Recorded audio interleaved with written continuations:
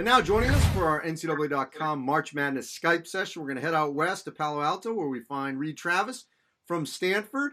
And the Cardinal are one of the surprise teams out west. They had a chance to get the sweep of the Arizona schools, but still, with only 2 losses near the halfway point in the Pac-12 season, they are a surprise. Reid, what's been the biggest difference from the non-conference to the conference with this team?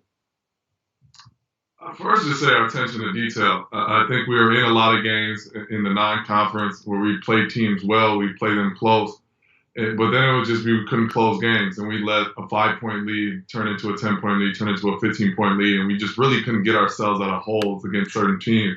I feel like the biggest difference now in conferences, there's been a lot of games where we've been down 10 points late in the second half or even 15 against USC, but we've been able to come together and just really lock in defensively and pull ourselves out of the hole. So I'd say the biggest thing is we just matured as a team is that now we believe we can win those games. We're starting to come together and really just pull out wins out of those situations. You know, look, I mean, the reality is you didn't do enough in the non-conference, but you guys, if you were to snapshot Stanford in the Pac-12, you have the look of a tournament team. What's the mentality in that locker room of what you guys have to do in the Pac-12 and likely in the Pac-12 tournament to reach your goals? Yeah, the mentality is just take it game by game. I think we've shown ourselves now that we can be a tournament team and we can play with any team in this conference. So now it's going out every night and just proving it. Is that take it game by game, try and go out and get a lot of big wins. So we know we didn't take care of business in the non-conference, but for us, that's not something where you can just watch the season. We got a new life. We got a lot of guys healthy right now. We're starting to click as a team. So the feel in the locker room and the feel around the program is that we can go ahead and do this thing. Is we can string together enough wins. We can definitely be where we want to be at the end of the season. What is it about the way in which you've elevated your game to become such a productive scorer at a high level? What have been sort of the tricks, the drills that you have done over the last couple of years that allowed you to mature and elevate to this level? Yeah, I'd say it's been about a 3.5-year process about me developing my game, getting to the point where I wanted to be. When I came into college, I was a low post scorer. I was big, strong, could rebound, do things like that. But outside of 5 feet, I wasn't too effective. So my biggest thing was I wanted to change my shot, and it's taken me about 2.5 years to get my shot to where I wanted it to be. And that was just working from free throws to mid-range to the 3-point line.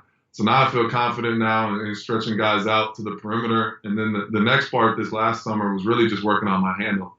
Coach told me that he wanted to put me on the perimeter a lot more and take those guys out from the basket. Because last year I started to get double teamed in certain games where guys were trying to take me away, and it was effective because I wasn't on the perimeter as much and didn't handle it as much. So this summer was really just working on my handle, working on quick 2-3 dribble moves to get by guys. And I think it's really proved successful for me because if I can take a center or a 4-man out to the 3-point line, use a couple moves, get to the basket, but also just creating for my teammates. So I'd say every year I've tried to add something new to my game, and this year is probably the best I've felt about all components. All right, so your brother Jonah, he travels cross-country for every game and is in the stands. How would you describe his in-game demeanor and what it means to you to have your brother there every game? He's a beast in games. I love what he brings to the games. I mean, before my name gets called before every game, I see him standing up, shouting as loud as he can. He doesn't care who's around him, who's looking at him. Like, he makes a fool of himself, for lack of better words, but I love it because I know that he's there to support me and the team. But, yeah, he's been great for our team all season. I think he's made 10 round trips from New York this year to come out and see me play. And he's all about it. He loves it after the game. He's giving me tips on what I can do. And I respect it because he's been through it. He went to the tournament 4 times. So anything I can soak up from what experience he has, I'm going to take it. Did you return the favor when you were younger, when he was at Harvard? Like, did you start this or was this all him? I wish I could have. I only got out there 2 times to watch him play. It was a long trip from Minnesota, but I wish I could have. This is all on him. He definitely has a new passion in life, and that's Stanford basketball. Reid Travis, thank you for joining us here on our NCAA.com March Madness session. Thank you. Thanks for having me.